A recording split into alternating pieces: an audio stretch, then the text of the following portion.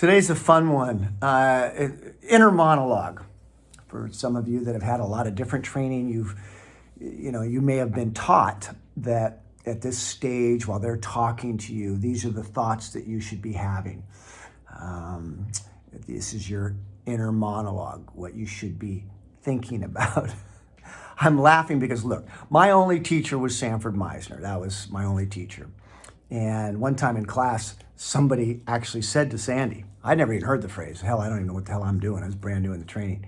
But somebody goes, Sandy, what's my inner monologue? And Sanford Meisner, I swear to God, like his head spun around 3 times. And he goes, what college theater program did you go to? He was against a lot of college theaters. I know there's brilliant ones, so please don't get started. But there's a lot of bad ones out there too. And anyway, because, look, in the Meisner technique, you're never taught to have an inner monologue, ever.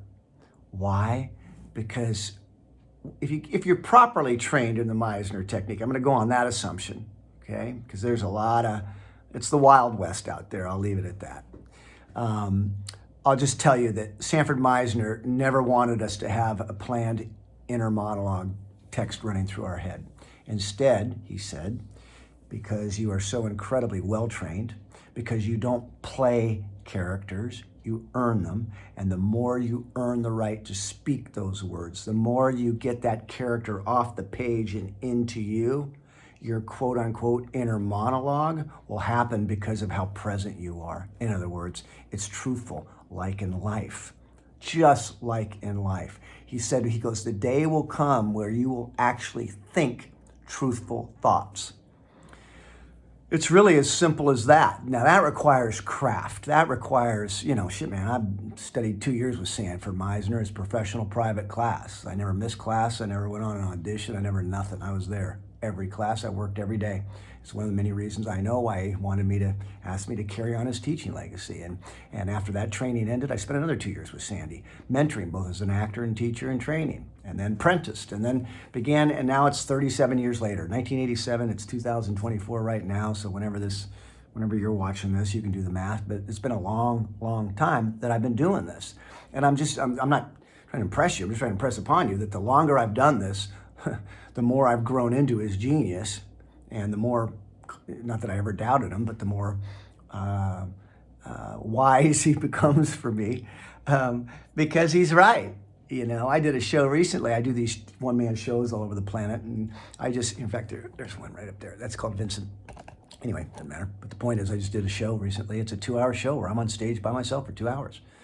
And this is one of the finest shows I've done in a long time. And from the second I walked on to the second I walked off, I was never once in my head as an actor doing a one-man show. Instead, because of his genius, Sandy's genius, and my seasoning and growing into his genius, I was just present. I'm just present. Moment to unanticipated, unmanipulated moment, which is exactly what Sandy wanted. Not by accident, but that's the way we work. And with that presence, you literally are thinking in character. It's magical. It transports you. It's transformational, artistically speaking, as an actor, to be that present, to be that free, that your Jim Jarrett's mind shuts off, and instead all that's happening is this world that I'm in, like a little kid playing in his room.